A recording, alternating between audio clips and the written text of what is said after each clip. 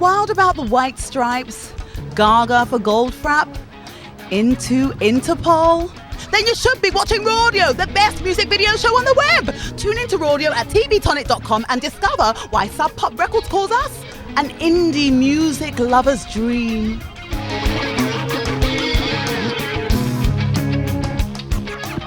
I met DJ Logic, I think a year or 2 years ago or something like that. I played on Medeski, Martin and Wood were doing 5 nights here, and he was playing, and we just got along. And then me and Jason and Vernon Reed just sat up like in this rehearsal studio, just kind of jamming like blues with DJ stuff, you know. And it was really fun.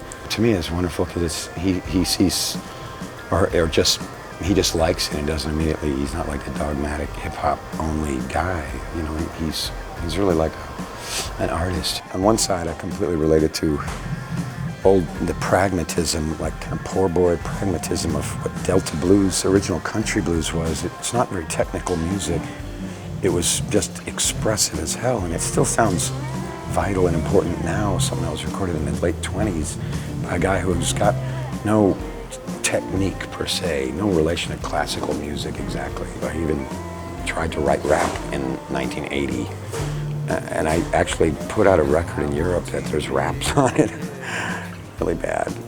Lyrics aren't bad, but I can't rap. I got into Prince and more American R&B. I mean, later, like Earth, Wind and Fire and Cameo and The Time and stuff like that was going on in the 80s. I got more into it in Europe. I worked as a DJ there myself, just spinning dance music, and I got into techno, Yellow and Kraftwerk and those bands that were going on then. My father's an art director, like commercial advertising.